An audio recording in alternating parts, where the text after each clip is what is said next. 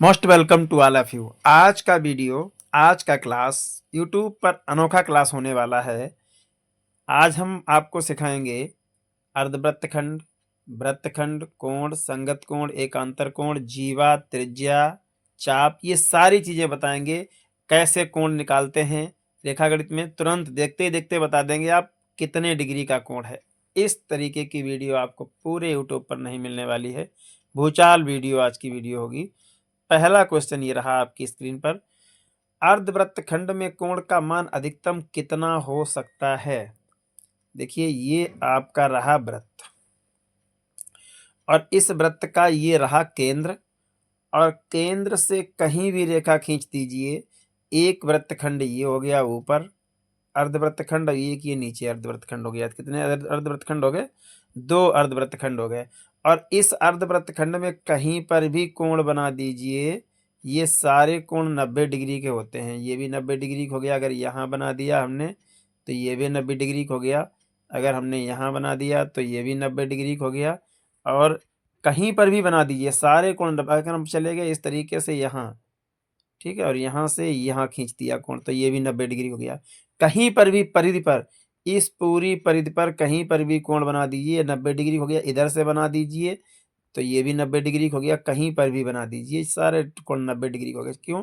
क्योंकि अर्धवृत्त खंड में बना कोण समकोण होता है। ये टाइपिंग किया गया, अर्धवृत्त नहीं है, अर्धवृत्त खंड बोला जाता है, अर्धवृत्त कभी नहीं बोला जाता है। ठीक है, अर्धवृत्त खंड में बना कोण समकोण होता है, ठीक है, या 90 डिग्री होता है। नेक्स्ट है, अर्धवृत्त के केंद्र पर बना कोण कितना होता है। अर्धवृत्त के अर्धवृत्त के केंद्र पर बना कोण कितना होता है। देखिए ये आपका वृत्त है और ये व्यास खींच दिया, ये इसका केंद्र है बीच में, और केंद्र पर बना कोण यही तो हो गया। कितना होगा भाई? ये तो सीधा सीधा कोण, सरल कोण है। सरल कोण होता है 180 डिग्री। ऑप्शन नंबर बी सही चला जाएगा। नेक्स्ट क्वेश्चन है, किसी वृत्त का वह भाग जो दो त्रिज्याओं, एक मिनट, किसी वृत्त का वह भाग जो दो त्रिज्याओं और चाप से घिरा होता है कहलाता है। देखिए ये वृत्त है और ये इसका केंद्र है, और केंद्र से परिधि को मिलाने वाली रेखा त्रिज्या होती है। तो एक त्रिज्या ये हो गई, दूसरी त्रिज्या ये हो गई, दो त्रिज्याओं, और चाप यहां से यहां तक ये चाप हो गया। ठीक है, इससे घिरा हुआ भाग यही तो है। ये क्या कहलाएगा? ये कहलाएगा वृत्तखंड। क्या कहलाएगा? वृत्तखंड। अगर त्रिज्यखंड पूछ दे कि साहब त्रिज्यखंड किसे कहते हैं तो क्या कहलाएगा? त्रिज्यखंड क्या होगा, देखो आपको समझा दें। त्रिज्यखंड अगर पूछे तो यहाँ ये हम खींच देंगे जीवा। अब ये वाला त्रिज्यखंड हो गया, और ये पूरा क्या है, ये किससे घुरा है? दो त्रिज्याओं, एक त्रिज्या ये, एक त्रिज्या ये, और इस, यह क्या है? ये है जीवा। दो त्रिज्याओं और जीवा से घिरा हुआ भाग क्या कहलाएगा? त्रिज्यखंड। क्या कहलाएगा? त्रिज्यखंड। त्रिज्यखंड। और दो त्रिज्याओं और चाप से घिरा हुआ भाग क्या कहलाएगा? ये पूरा भाग चाप, ये क्या हो जाएगा? पूरा भाग ये वृत्तखंड हो जाएगा। तो त्रिज्यखंड वृत्तखंड में अंतर समझ गए होंगे आप। ठीक है, ये बता दें आपको, ये होता है इतना भाग, एक मिनट, ये वृत्त रहा, और एक त्रिज्या ये, एक त्रिज्या ये तो ये बीच का भाग क्या हो गया? ये हो गया वृत्तखंड।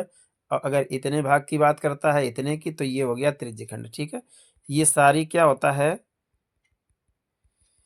किसी भी वृत्त में अगर मान लिया, ये वृत्त मान लिया हमने, ठीक, इस वृत्त में अगर हम देखते हैं कि ये केंद्र रहा, ये बीच का, और केंद्र से होकर के ना जाए तो वो रेखा क्या होती है? सारी जीवा कहलाती है। ये जीवा हो गई, ये जीवा हो गई, ये जीवा हो गई, और ये व्यास हो गया कि ये केंद्र से होकर के जा रहा है। ये जीवा एक वृत्त में कई जीवाएं हो सकती हैं, लेकिन व्यास एक ही होता है। ठीक है, नेक्स्ट है, वृत्तखंड को अंग्रेजी में क्या कहते हैं? वृत्तखंड को अंग्रेजी में क्या कहते हैं? वृत्तखंड को अंग्रेजी में कहते हैं सेक्टर। क्या कहते हैं वृत्तखंड को अंग्रेजी में? सेक्टर कहते हैं। ठीक है, सेगमेंट नहीं कहते हैं, सेगमेंट होता है टुकड़ा।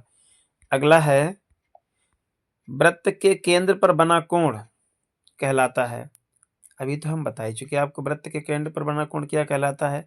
हाँ, वो 180, ये केंद्रीय कोण कहलाता है। क्या कहलाता है? केंद्रीय कोण। वृत्त के केंद्र पर बना कोण केंद्रीय कोण कहलाता है। जैसे मान लीजिए ये वृत्त है, क्या है?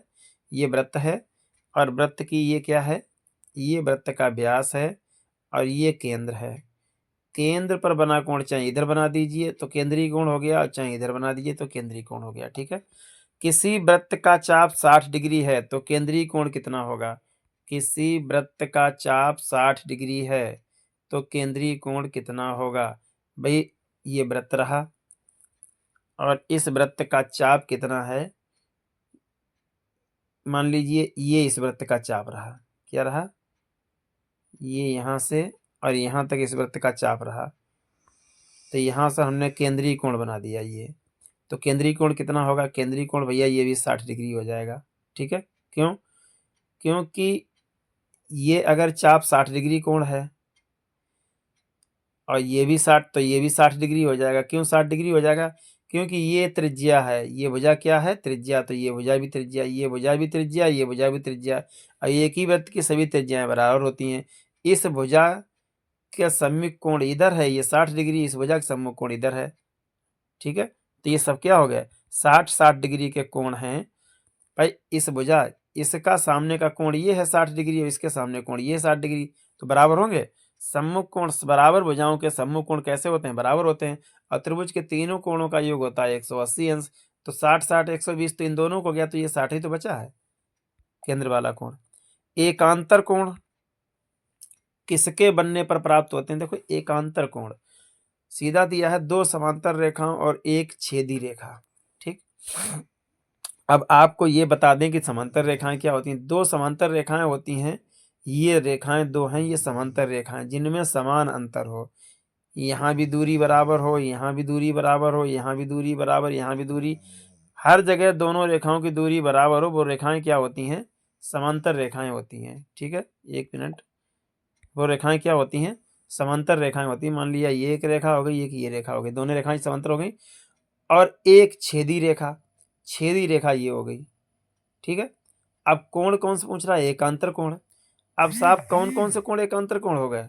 देखिए,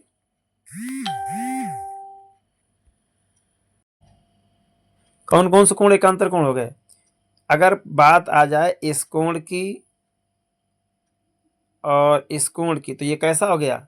एकांतर कोण। कैसा हो गया? एकांतर कोण। ये कोण और ये कोण एकांतर हो गया, ये हमेशा बराबर होंगे। ठीक है। ये वाला कोण और ये वाला कोण दोनों एकांतर हो गए, ये भी हमेशा बराबर होंगे। ठीक है। ये भी हमेशा बराबर होंगे। और अगर इस कोण की और इस कोण की बात आए तो ये कैसे हैं? शीर्षाभिमुख कोण या विपरीत कोण। ये कोण और ये कोण की बात आए तो शीर्षाभिमुख कोण या विपरीत कोण। शीर्षाभिमुख कोण और विपरीत कोण भी बराबर होते हैं। ठीक है। इसके बाद में, और अभी हम बता रहे हैं आपको इसी में, संगत कोण। ये कोण और ये कोण संगत कोण है दोनों। ठीक है। इसमें संगत कोण कौन सा है? ये कोण और ये कोण दोनों संगत कोण है। ठीक है। संगत कोण तो बराबर नहीं होते हैं। संगत कोणों का योग कितना होता है? 180 डिग्री होता है। अगर मान लिया, जैसे मान लीजिए कि ये कोण है 50 डिग्री, तो ये कोण कितना हो जाएगा? ये कोण हो जाएगा 130, दोनों का योग 180 अंश हो गया। ये कोण अगर 120 है तो ये कोण हो जाएगा 60, दोनों का योग 180 अंश हो जाएगा। तो संगत कोणों का योग 180 अंश होता है। और अगर एक विपरीत कोण, ये कोण अगर 120 का है तो ये वाला कोण भी 120 होगा, क्योंकि विपरीत कोण होते हैं। ठीक है। विपरीत कोण, और एकांतर कोण भी हमेशा बराबर होते हैं। एकांतर कोण बताएं आपको, ये एकांतर कोण, अगर ये कोण अगर 50 डिग्री का है तो इसका एकांतर कोण ये है, ये भी 50 डिग्री का हो जाएगा। ठीक है। सिस्टम ये होता है। ये कोण अगर 120 डिग्री का है तो इसका एकांतर कोण ये है, ये भी 120 डिग्री का होगा। तो संगत कोण, सॉरी एकांतर कोण और विपरीत कोण हमेशा बराबर होते हैं। और संगत कोणों के बीच का, संगत कोणों, दो संगत कोणों का योग 180 डिग्री होता है। तो आप समझ गए होंगे छेदी रेखा क्या होती है और समांतर रेखाएं क्या होती हैं। एकांतर कोण हमेशा, क्या कह रहा है? एकांतर कोण हमेशा बराबर होते हैं। एकांतर कोण कैसे होते हैं? बराबर होते हैं। अभी हम बता चुके हैं आपको, ये रेखा जो है दो समांतर है, ये छेदी रेखा हो गई, तो ये कोण और ये कोण एकांतर हो गए, ठीक है। तो ये बराबर होते हैं हमेशा। समांतर रेखाओं को काटने वाली रेखा एक ही तरफ बनने वाले कोण कहलाते हैं। समांतर रेखा, एक मिनट, ये समांतर रेखाएं हैं दो, और इनको काटने वाली रेखा के एक ही तरफ होने वाले कोण क्या कहलाते हैं?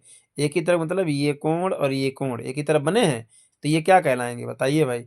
ये कहलाएंगे संगत कोण। अभी हम बता चुके हैं आपको क्या कहलाएंगे। नहीं नहीं, एक मिनट, गलत कर गया सवाल को भाई। एक ही तरफ बनने वाले कोण यानी ये कोण और ये कोण, दोनों कोण क्या कहलाएंगे?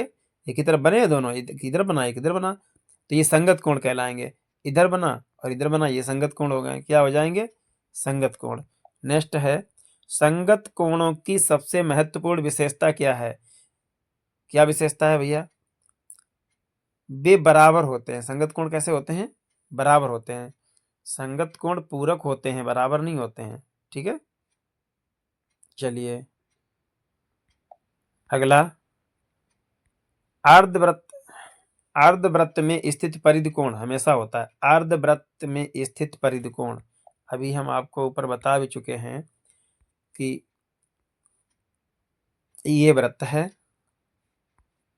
और इसका ये केंद्र हो गया, और केंद्र से अगर कोई रेखा जा रही है तो ये ऊपर अर्धवृत्त हो गया। अब अर्धवृत्त में स्थित परिधि कोण, ये इसका परिधि कोण हो गया, परिधि तक गया और यहाँ आ गया, ये परिधि कोण हो गया। इसमें कितने भी परिधि कोण खींच लीजिए, ठीक। परिधि कोण हमेशा क्या होते हैं? 90 डिग्री के होते हैं। कैसे होते हैं? गलत दिया है, परिधि कोण हमेशा 90 डिग्री के होते हैं। कैसे होते हैं? हमेशा 90, सही दिया, गलत नहीं दिया, सॉरी, 90 डिग्री के होते हैं। सारे कोण 90 डिग्री के हो जाएंगे। ये वाला अगर खींचे, एक मिनट, ये वाला अगर खींचेंगे तो ये भी 90 का होगा, ये वाला खींचेंगे तो ये भी 90, सब 90 डिग्री के होंगे परिधि कोण। अर्धवृत्त खंड में परिधि कोण हमेशा 90 डिग्री के होते हैं या समकोण होते हैं, ऐसे कह दीजिए। अगला है, वृत्तखंड में दो प्रकार के कौन, वृत्तखंड के दो प्रकार कौन कौन से होते हैं? भैया वृत्तखंड के दो प्रकार होते हैं, छोटा और बड़ा, ठीक है। या तो लघु और दीर्घ कह दीजिए। क्या कह दीजिए? लघु और दीर्घ। ये वृत्त है और इस वृत्त में दो खंड कर दीजिए। ये वाला लघु वृत्त खंड हो गया, कैसा हो गया? एक मिनट एक मिनट एक मिनट भाई, एक मिनट। वृत्तखंड हमेशा कैसा होता है? ये इसके दो खंड कर दीजिए। अब ऊपर वाला क्या हो गया? ये बड़ा है तो ये दीर्घ हो गया, ठीक। और छोटा है तो ये लघु वृत्तखंड हो गया। वृत्तखंड हमेशा दो होते हैं, लघु वृत्तखंड और दीर्घ वृत्तखंड। अगर इसी को हम इस तरीके से कर दें, यहाँ से काट दें, ये क्या हो गया भाई? अगर इसी को हम यहाँ से काट दें तो ये वाला लघु हो गया, छोटा वाला, ये बड़ा वाला क्या हो गया? दीर्घ हो गया, ठीक है। किसी जीवा से एक तरफ करने पर। इसके बाद में है परिधि कोण का मान केंद्रीय कोण से। बहुत इंपॉर्टेंट क्वेश्चन है, बड़ी वेरी गुड क्वेश्चन है। देखिए आपको समझा दें भाई, परिधि कोण का मान केंद्रीय कोण से,